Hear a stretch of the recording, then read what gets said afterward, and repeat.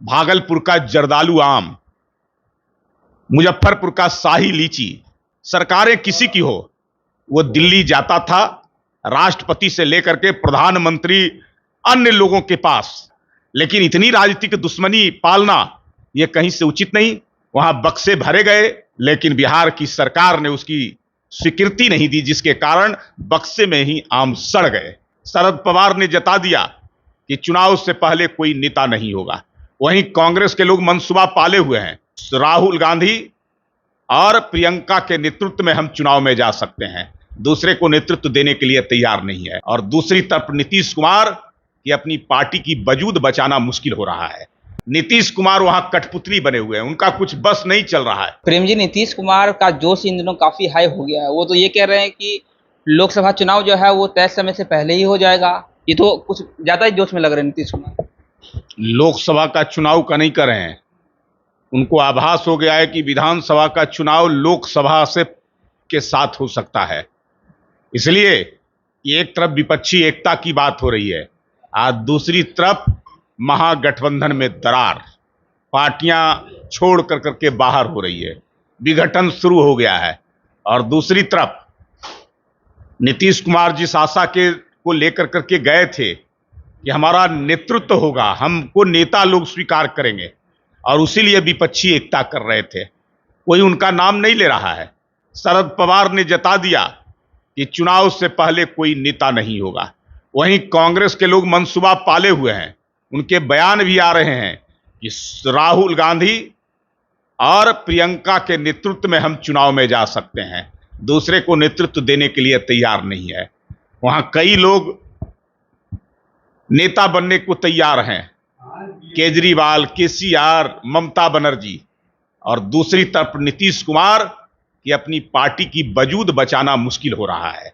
जिसके साथ गए हैं उनका इतिहास रहा है कि वहां दूसरी पार्टियों को निगल जाना, उनको समाप्त कर देना, और वहां वही द्वंद्व की लड़ाई चल रही है, सुपरसीड करना, एक दूसरे पर हावी होना, दूसरे को कमजोर करना, समाप्त करना। नीतीश कुमार वहां कठपुतली बने हुए हैं, उनका कुछ बस नहीं चल रहा है।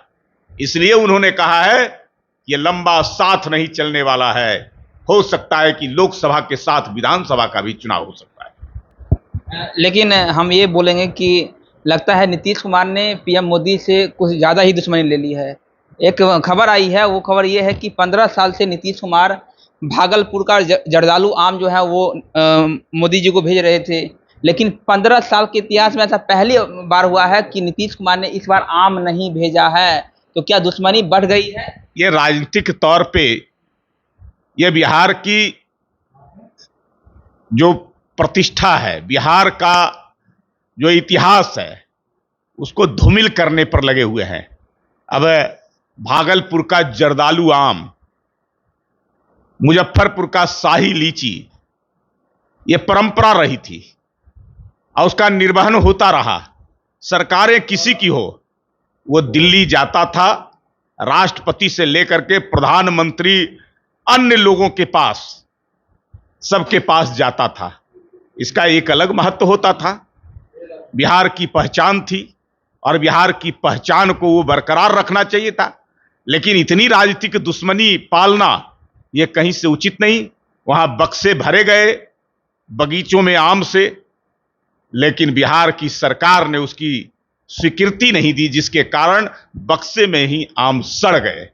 ये कहीं से बिहार की परंपरा को मिटाना, बिहार की छवि को धूमिल करना, यह राजनीति के कारण यह कहीं से उचित नहीं है। मुझे लगता है कि आने वाले समय में बिहार की जनता उनको माफ नहीं करने वाली है, इस सरकार को। इसके लिए अंतिम सवाल रहेगा कि संतोष मांझी ने तो इस्तीफा दे दिया, लेकिन महागठबंधन ने इसका तोड़ निकाल लिया है।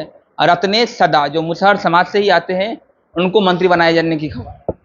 जीतन राम मांझी का प्रभाव है, मुख्यमंत्री रहे हैं, लंबे समय से राजनीतिक जीवन रहा है उनका, प्रभावशाली व्यक्ति हैं, और वो प्रतिनिधित्व करते रहे शोषित वर्गों का, समाज के सबसे कमजोर तबके का, सबसे अंतिम पायदान पर रहने वाले का। उनको अपमानित कर करके, किसी को बना कर करके मैसेज नहीं दिया जा सकता है। जीतन राम मांझी का अपमान ये दलित, महादलित समुदाय का अपमान है। इसको पूरा महादलित और दलित वर्ग इसको अपने ऊपर लेता है।